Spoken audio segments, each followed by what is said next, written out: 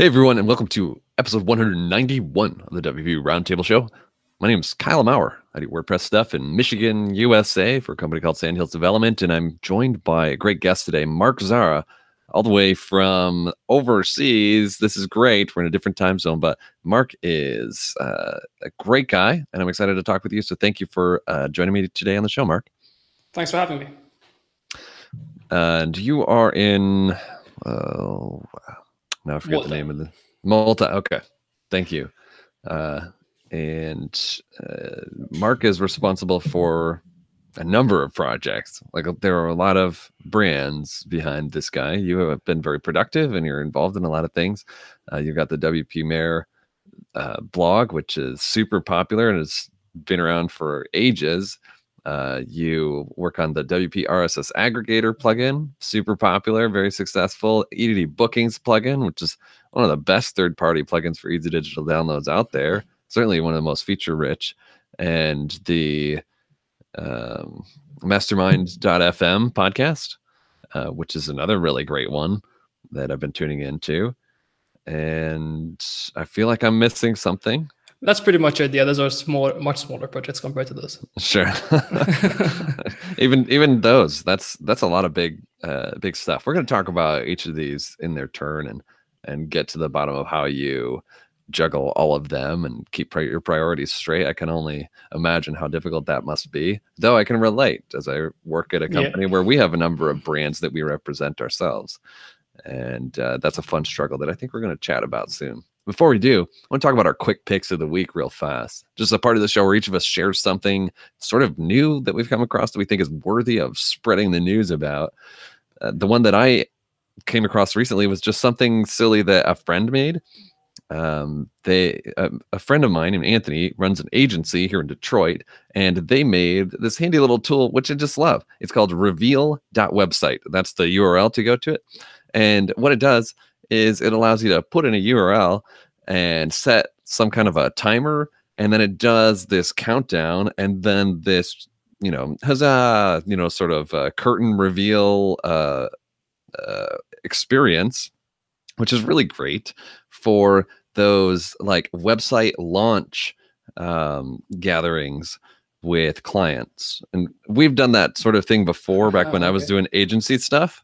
And it was kind of fun to sometimes have one of those occasions where we had a lot of stakeholders or employees within the company gather together. And we do a website launch thing where there's a countdown and like fireworks on the screen. It actually really reveals live. Yeah. It reveals the website. It does all this. I don't know. It's pretty funny. So you can use reveal.website. It's just this fun little app. I recommend it for anybody doing those launches with their clients and they want to add some fanfare to it. Mark, do you have something to share that's topical? One thing which we found recently, we invested in and we've been using quite a bit, mostly for the plugins, is Refactoring UI. So I forgot the guys who wrote it right now, I forgot the names, but it's a great resource. It's a book, it's videos, PDFs, everything. And there's just so many good and concise tips on what you should do for UI and for UX, all with real examples. This quick, like 17-minute video is basically completely changing the UI of a dashboard, for example. And we found it really helpful to figure out what we're doing right, what we're doing wrong, where we can improve things, where things can be made more clear. And it's something really simple, but it's really been effective for us so far. I've come across that before, and I think colleagues have talked about it and used it extensively who are more involved in design. But refactoring UI, this thing is like everybody who does design and comes across this, it seems to be just having nothing but great things to say about what a powerful resource it is. Yeah, I mean, literally you just watch a 17-minute, even less, shorter ones, 3-5 minute videos, and you can already see where your product can be improved. So you just take certain elements that they have, and it's just so concise. There's no beating around the bush. It's just plain and simple. Anyone can figure it out. So even if I'm a designer, but if I follow that, I can figure out. Basically, we're revamping the UI of WP RSS Aggregator. So it came as a perfect timing for us. Making changes to that, figuring out what works and what doesn't. When we create our own mockups, we basically sort of test it against what Refactoring UI says as well. So it's been really helpful so far. Wow. Yeah. I recommend everybody check it out. Refactoring UI, help freshen up your user experience as well. All right, Mark, thanks for sharing that. Let's talk a little bit about your story, if you don't mind. I'm not too familiar with all the details of the path you've taken to get where you're at today and get your hands in so many exciting projects. Help us understand a little bit about how you got here. And where I usually like to start is the time when you were beginning to have a vision for what your career might be. Like in the early days, you were younger, you were thinking about, how am I going to make money and sustain myself throughout my life? I have some skills. I think I'm going to step in this direction. So take us back to your mindset then, what you wanted to do and what some of those first steps were. All right. So for me, it had nothing to do with WordPress, had nothing to do with websites, had nothing to do with code.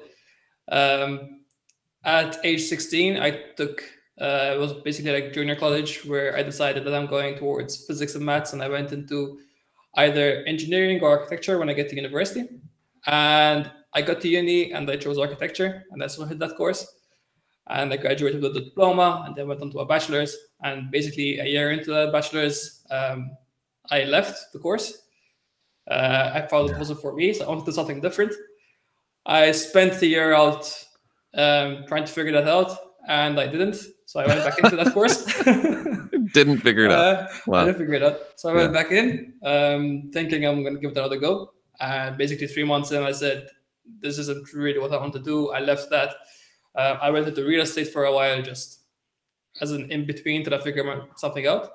And basically at one point, somewhere about 6-7 years ago, I started following some courses online. It was started on Treehouse, I think, and I think Code Academy.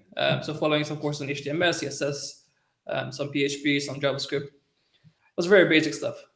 And for those who don't know, Jean Galea is the founder of everything that we do right now: WP Mayor, WP RSS Aggregator, and Masterman Down FM. And we're cousins, but we barely used to meet. So at that time, he was basically traveling the world and living in different countries. And he happened to be in Malta at one point in the summer. He came over to my house because he needed something from my dad. Walked in, saw me doing what I was doing. He's like, would you like to try something on WP Mayor? And basically that started things, because it went from writing a single article to see what I can come up with, to managing the newsletter and writing some more content, to eventually working low-level support for the aggregator plugin, and then growing from that, getting into some other areas of the plugin business, into demo sites, into involvement in some UI things, and figuring out what direction we're going to take with the plugin. And that basically developed over the next 3-4 years into taking over support, taking over project management role at one point, and then around 6 months ago now, took over the role of CEO and basically started managing all the projects, while John took a bit of a back seat in most of them. Wow. Okay. That's kind of like an exciting way to get into a project, to be working direct with the founder of something that is growing very quickly at the time. That's probably exciting to be involved with. Did you ever like apply the skills that you were learning in any other professional sense outside of these brands, like ever, freelance and build a website for somebody? Yeah, so actually, when I started out with Jean, and even a bit before that, I had some experience with WordPress, basically building a website for our hockey team. And that was very basic back then. I didn't really know what I was doing, just messing around. And when I started working with Jean, it was part-time. It was a bit here and there, so it wasn't really anything that was going to make me enough money to live with. So I said, all right, I'm learning about WordPress. Let me try to build a website. And I built it for myself. Eventually, someone else would build one for them. So since then, I've done, I don't know, a handful of websites built with WordPress. I'm not a developer, so it was mostly using pre-existing themes and modifying them, or page builders. Recently, I tried to one with Elementor, which went really well. So there were some experiences, but nothing like a full-time job. Interesting. Wow. Okay. How surprised do you think younger Mark would have been back in the days when you were thinking about architecture and those other paths that you considered that you would end up being the CEO of a software company? It's not something I ever even considered. So I always thought I'd stay away from this kind of work, and it ended up the one thing that I'm enjoying doing. So I was always, when I was a kid, playing with Lego bricks and building houses and building things. And they always said, all right, I want to be an architect so I can design my own buildings and do these kind of things. So that was always the path that I had in mind, and thinking that by basically this age, around 26, I'll be a qualified architect, working on multiple buildings and whatnot. I had all these plans in my head. And eventually it took completely a different direction, and I ended up doing something which I never thought I would.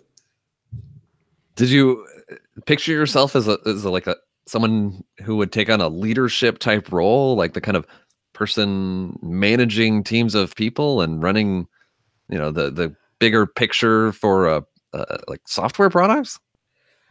Definitely not. So I was always the shy guy in the background. I was never the leader. I was never the guy trying to be the center of attention.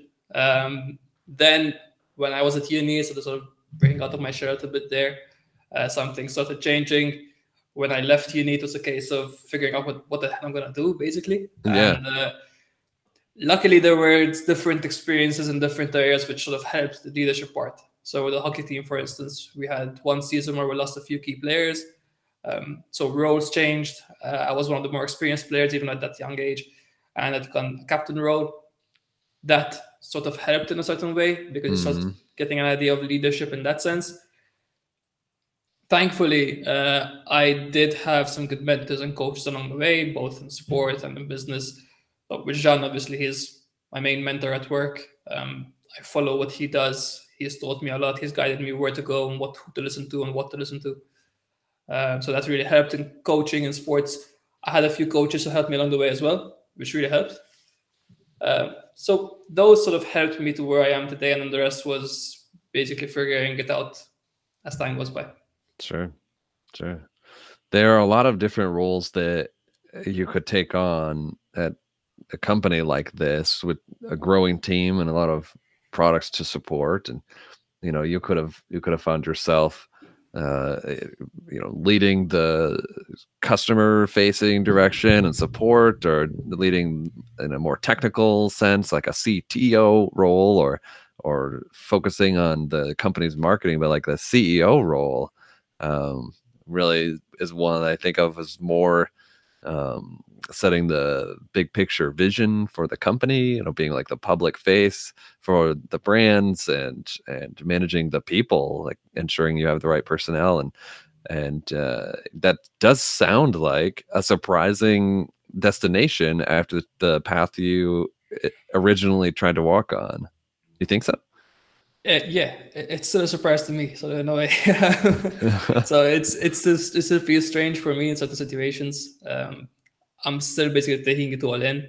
Yeah. I know I'm inexperienced in most of the areas that we talked about. So I led support for a while. So I basically still do support today, to try to understand that area better. I work with our CTO and our developers to figure out what their needs are. I figure out what they need to improve, what we need to do to improve our plugins. Marketing side is where probably I'm the weakest in the sense, because we don't have someone dedicated in marketing who I've learned from. But then that's more of contacts through the podcast, which helps because you get to talk to a lot of very experienced people. Resources, other podcasts I listen to, books, YouTube videos, even your podcast, sometimes listening to certain episodes, and with Joe Casabona, for instance. There's a lot of taking a little bit here and there, basically, and figuring it out. Sure. Wow. Okay. Well, how do you feel about it right now? It's like good. Do you feel like yeah, I'm where I'm supposed to be, and I feel like I can make a difference in this role. Yeah, definitely. Feeling good about it. There is stress, obviously, to it, which I'm not familiar with. So it's trying to figure out how to manage a product, manage a team, figuring out the direction to take, figuring out how not to overwork or overstress anyone in the team, because there are multiple projects going on. It's not easy, and it's probably going to take me a few years to figure out properly. But for now, I'm just basically going with it, trying not to let it take over my life completely and figure it out. A CEO role is not easy. There's no way around it. Like, that's the hard job. One of the characteristics, in my experience, of a role like that is all the worst tasks tend to come to you. Like the lose-lose situations where you had to choose between a bad and a worse situation, and you have to like make the call between like firing an employee or losing an account that's very important, or what you're going to do about the finances not looking great, and just all the unpleasant decisions that no one has to make. You find yourself dealing with a lot of that sort of stuff, or at least more than you did before you took on this role.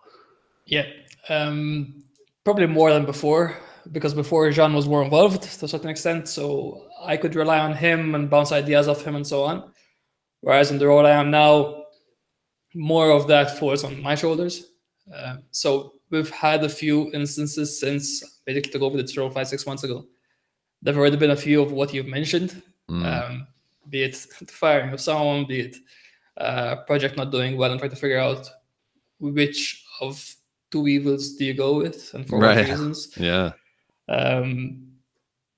It's not easy. It's a bit of guesswork to a certain extent, because although you can plan ahead all you want, you're never going to know for certain whether it's going one direction or the other is going to be better or not. So EDD Bookings is one example. For instance, you mentioned it earlier. It didn't take off the way we expected it to. So it's basically a case right now where we need to figure out which direction to take with that. While we're working on the aggregator plugin, while we're doing podcasts, while we're trying to revamp WP Mayor. WP Mayor is in its own stage right now. We're trying to figure out which direction to take with it. Podcast, likewise. That happened to be at a time where everything's either taking off or mature enough that it needs to either take a different direction or have a revamp in somewhere or something like that. Mm-hmm. So it's mentally draining right now. And that's definitely one area where I wasn't expecting the effect of it. So it's harder to figure it out. If there are other like people in leadership roles, CEOs, maybe share with us like what you have done consistently, that what you come back to for guidance in the end. Like what's something that you always come back to, that it always comes down to like the core value, or maybe even like an exercise of yours that you come back to really find your center, if you will, or your guiding light, others might call it, like just the real key driver behind everything, that if you eventually get down to that, the fundamental, you are able to finally make these hard decisions. I'm not sure that's a very good question, but I want to understand like the core thing for you. Yeah.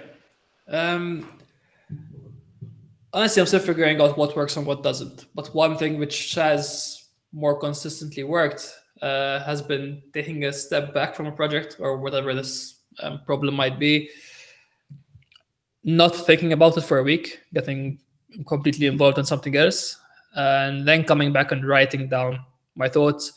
And most of the time, what's been working for me recently is writing my thoughts down in a way of how I'd present it to someone.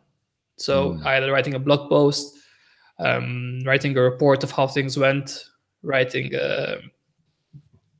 I don't know,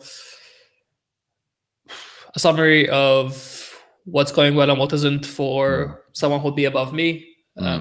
Taking that sort of, basically going back to the role I had before as project manager, of thinking how I'd present this to the CEO, and doing that to myself in a way. Wow, I like that a lot. Yeah, that's kind of worked. I'm going through it right now. Actually, this week right now. Last week I took a week completely off, thinking of one particular project, one particular problem I had. And Sunday evening, basically just spent half an hour sitting down, typed out a blog post as if I'm going to publish a blog post. And now I let it sit for a while, go back to do some editing here and there, figuring out what was a spur of the moment decision, what was something which actually came from valid reasoning.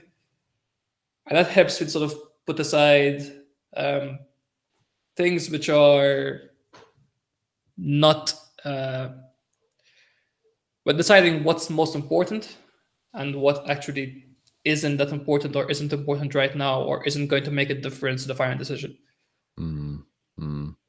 Wow, that sounds like a very creative but effective approach to the problems. And I haven't heard anybody describe that technique before. Did you just figure that out on your own? Maybe. Mostly, yeah. I mean, it was a case of literally being stuck and thinking, what am I gonna do? Putting it aside for a while, thinking like I can't think about this because like it's putting me off other projects. I can't focus on the other projects, and I'm not gonna let one thing affect every other thing we're doing. And for a while, I did, and that was when I realized when things were going downhill.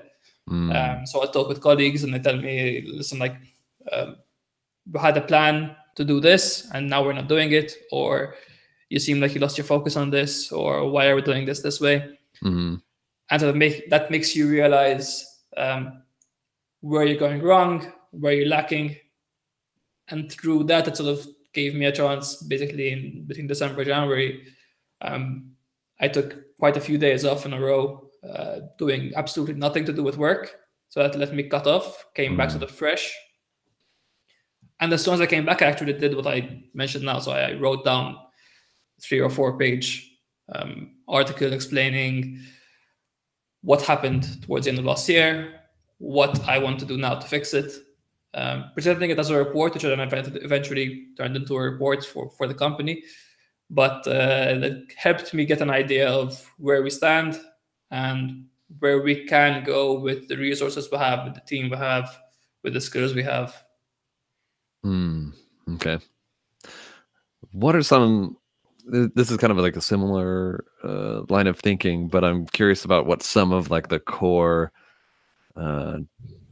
values and drivers are for you, and some that I would hear often are people maybe saying, what I think first and foremost is about, I don't know, it could be basics, it could be revenue. I look at our metrics, and like, will this help this number? If yes, then we're doing it. Will this help us increase our MRR, or help us meet our financial goals, or help us get the profit margin that we need to be sustainable? That is something I look at, or it could be more like broad. Will this get us closer to our goal? Then I'll do it. Or other things, maybe a little more value based, like, is this good for the customer? Then I'll do it. That's what it comes down to. Or is this good for our team and the people here and their fulfillment and well-being? Or is this something that will make me excited to keep coming to work? Or things like that. Can you think of anything for you that it all comes down to this? So far for me, it's been a mix. So I hear a lot of people saying about like this one key value which they focus on, and then the rest comes later.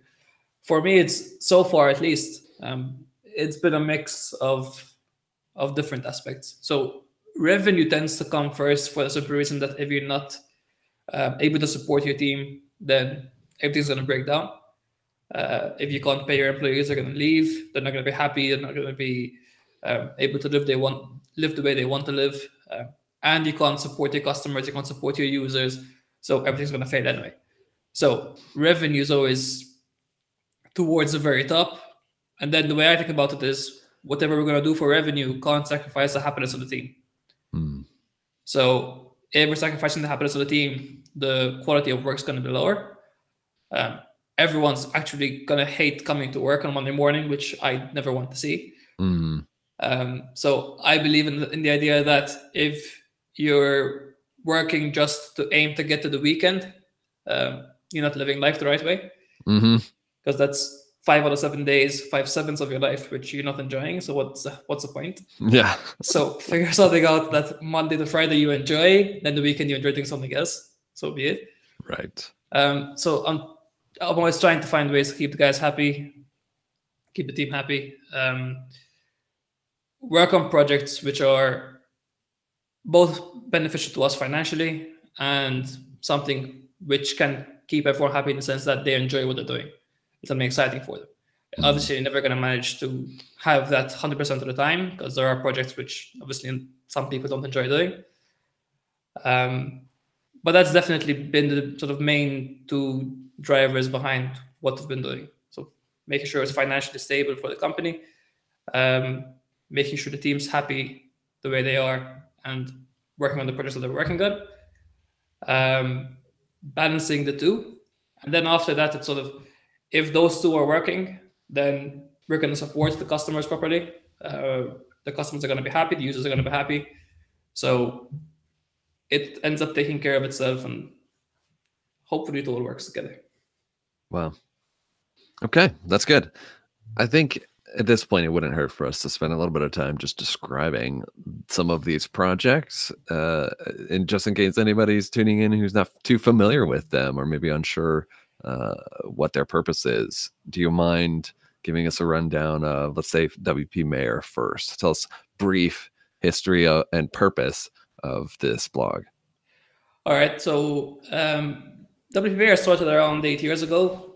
Jean Galea started it. So he was running a WordPress agency, and he was basically finding things that he's learning or finding things which he figures out, which he wants to document somewhere in a single place, created a blog, eventually called WP Mayor, put it out there, and it started taking off.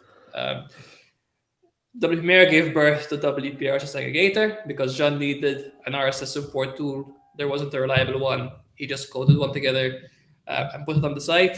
Eventually, people asked him how he did that, and he turned it into a free plugin on WordPress.org, and that eventually grew separately.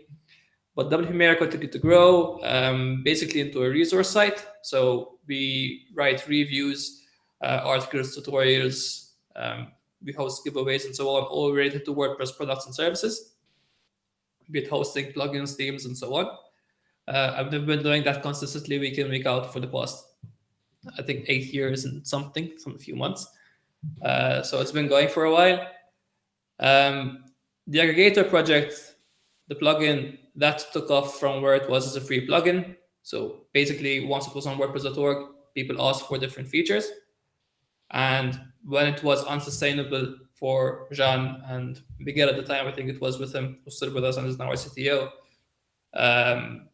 they worked together to figure out what direction to take. And he used the freemium model. So with a couple of add-ons, basically, with what people were asking for.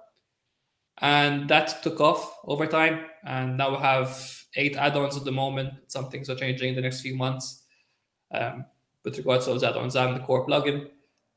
So that's continued to grow and support itself and support the team. We now have 2 full-time developers on it. We have, as of a couple of weeks ago, 2 full-time support engineers on it as well. Previously, I always ran support with one person. At one point, it was just me as well, whereas now I handle parts of it, and we have 2 people in support. EDD Bookings, that was the second biggest plugin project we took on after Aggregator. That started, again, out of a need. So at that point, we needed a booking solution. We were using EDD for our e-commerce, and we said, why not create an integration? And we did that, and eventually we started setting the first versions through the EDD website. When the third-party marketplace closed down, we basically took that over separately and started developing it for ourselves. That went through a massive rewrite and revamp for the past year, for about a year and a half, until summer of last year, we relaunched it. So that's now in limbo a bit as to what direction we're going to take with it. And Masterman Down FM was creation of Jean Galea and James Laws of WP Ninjas, guys behind Ninja Forms. they ran it for about 80, 90 episodes. Got to a stage where there's an episode where James explains this, but basically he went to a different direction and went to the different podcast as well. Jean didn't really have the time to do it. I said, why not pass it on to me? And I did a couple of guest episodes, guest hosting. Got the feel for it, and it gave me access to a number of people like yourself where I can speak to anyone that's worth speaking to, someone I can share something for our audience, and at the same time we learn something from them. And that kept going, and it's still going to today. What's your goal for the podcast? What do you hope to be able to provide through this that's special? So the podcast, at least from my perspective, the idea was that I have a lot to learn from other people who have been doing this for far longer than me. So there's most people are going to struggle to get access to the people that are interviewed on podcasts like this and like yours. They're not going to be able to just reach out by email and get a decent reply from them. So my idea is to ask what questions I would have and what questions I actually have in the particular situation we're in. And hopefully that resonates with certain people who are going through similar situations, who might go through those situations later, or who have gone through them in the past and maybe made mistakes or done something better than us. Basically try to share our thoughts on our processes and figure it out together. Sure. Well, yeah. Well, it's a great show, Masterman Down FM. I hope anybody tuning in goes and checks it out. You have a lot of great interviews on there. Some of the recent ones were really strong. I think you talked to Matt Medeiros recently. Is that right? Yeah, last time was with Matt Medeiros. Yeah, that was a pretty great discussion. And I think there was one before that, maybe with someone from Yoast. Yeah, we had Michelle Hymans from Yoast. Right. Yeah, we've had Shep Hyken, who's a customer support expert. We've had Pippin on the show as well, Pippin Williamson. Never heard of him. Yeah. There have been a few in the past, yeah. Yeah. Had a few good ones. Yeah, good show. So you like producing the audio format. I think there's something special about it, and I enjoy it myself too, but this is new for you, the first time like you've really invested in that. Yeah, I actually never liked listening to my own voice on the recording, and I still find it strange when I listen back to one of my own episodes. But yeah, it's been fun. It's interesting. It's a different aspect to it because you're not just having a conversation. You have a conversation with a goal, in the sense that you have a time frame where you have to get to the answers that you expect to get, or maybe answers that you wouldn't expect, but at least you get something out of it. So yeah. It's good that even just talking face to face, everyone's comfortable. All right, in this case, we have video in the school, but in ours we don't. So people can just sit back, relax wherever they are. I've spoken to people in their apartments, in coffee houses, wherever it might work. Mm-hmm. So everyone's just comfortable and just works and basically just try to talk normally. At least right now, because in the past, in the very beginning, I was really nervous doing this. I didn't used to speak to many people and so on. So most of it was scripted for me. So I'd write down a few questions and just follow that. And if something skips or the guest goes off topic, I'd sort of panic as to how to get back to my own script. Now it's a little more relaxed. It's a bit better. Well, good. That's pretty cool. I get the impression that you find yourself doing a lot of things that you didn't really expect, or putting yourself out of your comfort zone often. Is there a part of you that does that deliberately? You know, this causes me stress and I'm not experienced with it, but I'm going to do it anyway. Yeah, the stress part is one of it. So actually putting yourself under pressure to achieve something which you wouldn't have thought you would do. But for me, there was also this sort of a realization I had towards the end of last year. So after I left university and left the real estate job, I spent close to a couple of years doing practically nothing with my time. At the time, thinking that was fine, and I was figuring myself out and clearly I was a bit naive because looking back, I don't really have many memories of those couple of years in my mid-20s, early 20s, apart from going out and so on. But there weren't lessons learned or anything like that. Right. So Or growth. So looking back, I look at the time thinking, all right, I want to make up for this a little bit. So that's a bit of a personal goal for myself. Like, I have an opportunity right now. I don't know how long it's going to last, but I have access to many things that I wouldn't have thought I would ever be able to do, or people I'll be able to talk to, or places I'll be able to visit. So take the opportunity while it's here. It does put me out of my comfort zone. So I'm quite an anxious person. I was always the shy kid in the background. So conferences, traveling, and so on, they're not my forte, but hopefully they get a little better. This year we're planning Wordcamp EU in Berlin, Pressnomics in Tucson. First time I'll be traveling to the US. So that's, even just talking about it makes me a little nervous of what's going to happen. But wow, that's great. That's great. The first time I ever met Jean was at Pressnomics a few years ago. Yeah. I was traveling around there. Right. That's exciting stuff. Oh man. When you're in the US, do you intend to do anything besides attend Pressnomics? We're flying to, I think, Chicago first. Okay. The flights made sense. We're going to go to New York. We ended up going to Chicago. Unfortunately, we can't stay very long, so it's a few days Chicago, a few days in Tucson, and then get back home because Jean just had a kid a few months ago.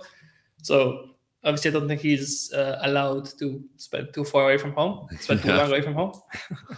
Yeah. So I need to get back, but yeah, we'll have close to a couple of weeks in the US. Spend a few days traveling. If you have any tips, send them along. I really don't know anything what to do there.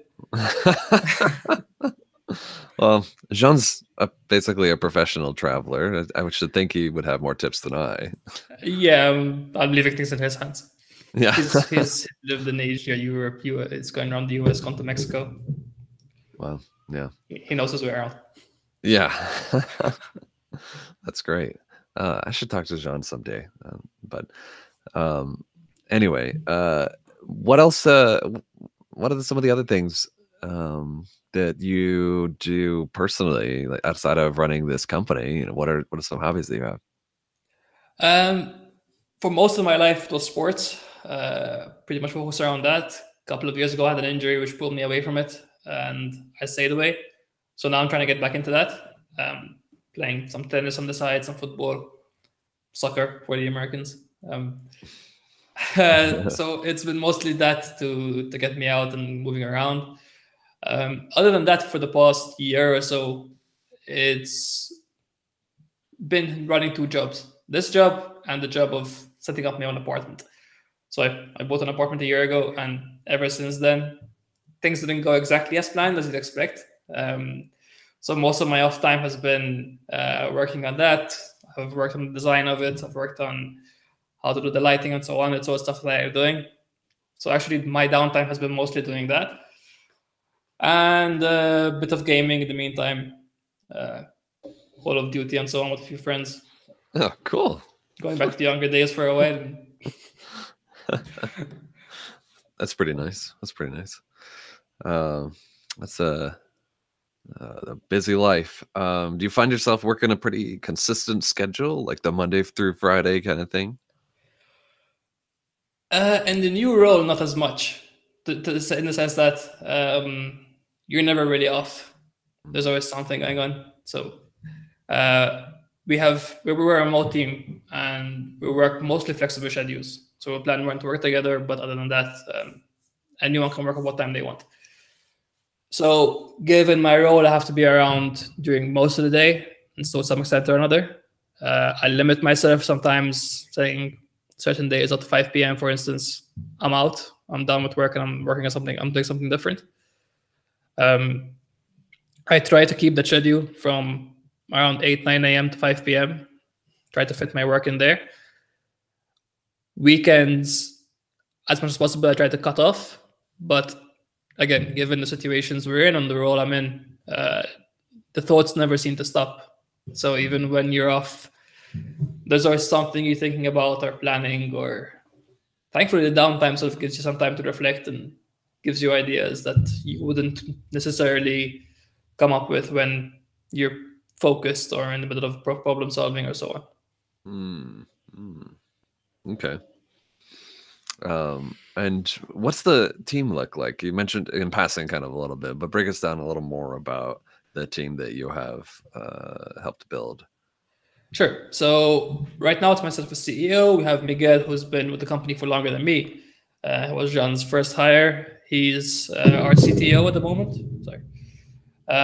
We have Raman, who's a JavaScript developer who's been doing basically all the work on our UI for the bookings and revamping the aggregator plugin and so on.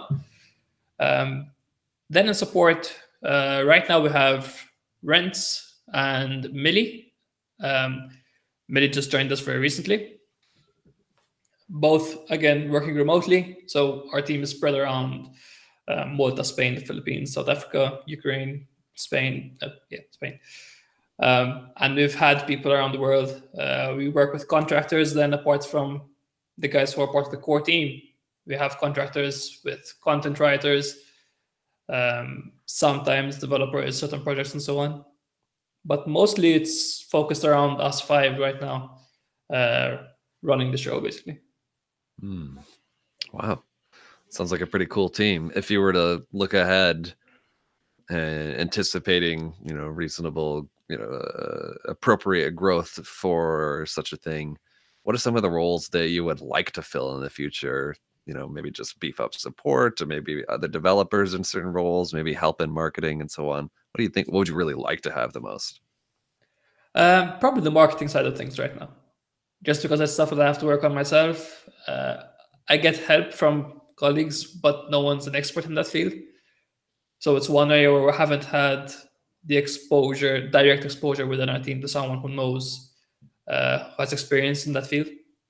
So that's one area which I've wanted to work on. I am working towards in some aspects, but obviously, with small companies like us, small teams like us, it's hard to expand and have someone each individual role. So most of the time, one person's doing multiple roles at once.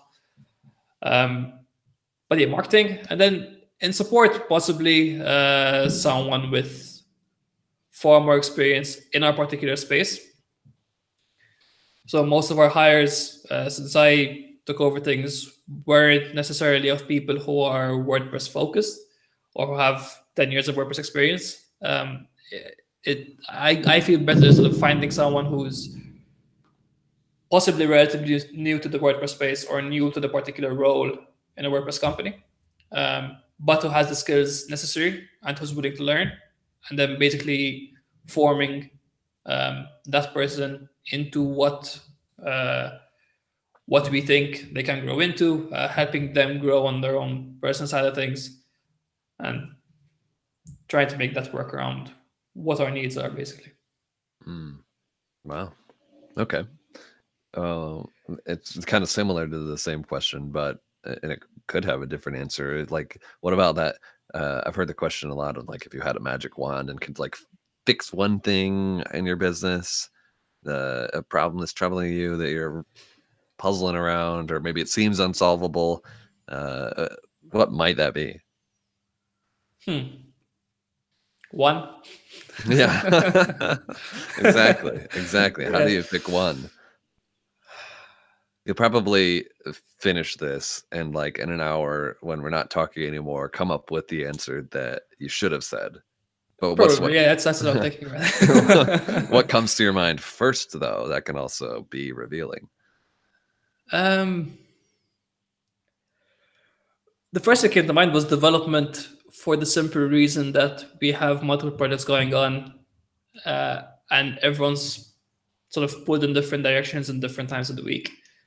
So if we could have enough skilled people working in each of the areas individually, that would solve the problem of having to manage who works on what at what time for how long, what features to prioritize, what bug fixes to prioritize, and so on. That right now is sort of what we're juggling with right now. I'll stick to one because there is support where we can make improvements. There's marketing where we can make improvements. Of course. Can't we all? Can't we all? You mentioned 2 events that you plan to attend this year, 2 trips. You're going to Berlin for WordCamp Europe. You're going to Tucson, Arizona in September for Pressnomics. Is there anything else the rest of this year where you think anybody might bump into you in person? Probably not, unless you're visiting Malta. For those who don't know where it is, it's a tiny island in the Mediterranean Sea. We're just south of Italy. I doubt many people visit here. There aren't many well-known WordPress folks around here. I don't think there are any. So most of my time right now this year is going to be here, apart from Pressnomics. So whether you're in Chicago or Tucson or in Berlin, Germany, probably that's as far as I go this year. That's great. Well, I'll get to meet you in person at least at WordCamp Europe this year. Yeah. I look forward to that very much. Likewise. Though it's a big event, and my experience with those kinds of events is I end up leaving feeling like I got to talk to 10% of the people that I wanted to, and I just wish it were longer, although it's exhausting. So in that sense, I don't. Yeah. My first WordCamp was WordCamp Europe in Vienna. And that was the biggest one up at that point. It was like 2,000 people. So even when Jean spoke to me, he was like, it was a baptism by fire for you. Yeah. Because I get nervous in large crowds, and I walked into 2,000 people. Yeah. Knowing who I wanted to talk to, but then there's people who want to talk to me, and there's people who I might just run into. It gets a little crazy, but it's fun 2 days. Yeah. Yeah. I can't wait. I can't wait. Well, it's you're coming to the US for your first time this year. I'm going to Europe for my first time this year. There you go. Yeah. So that'll be a whole new experience. Anyway, so look forward to seeing you there. Do you have any recommendations for guests that I should invite on this show in the future? I haven't gone through all your episodes, so I don't know who you spoke to. But just from experience with Mastermind, it was fun talking to Michelle Hymans, fun talking to Joe Casabona. So those 2 guys were good. Michelle, I'm sure, can give you a lot of insights from Yoast to how they run things, given the growth they're having. Yeah. And even the changes in their roles with Marika taking over CEO roles, Yoast moving out to a certain extent. So I'm sure there's a lot going on there, which they can teach us. Great suggestions. Yeah, thank you. At this point, I'm going to let you finish up your Monday, and I'm going to get back to work. It's the middle of my my busy Monday. And it's 8 p.m. time for dinner. Yeah. I actually think it's a beautiful day, and I might sneak in a break today just to go out for a walk because it's gorgeous outside, and it's been a long, cold winter. Why not? Yeah, why not? But I hope you have a pleasant week, and it's been a real pleasure, Mark. So thank you for taking the time to join me. Thank you, Kyle. It's been great. All right.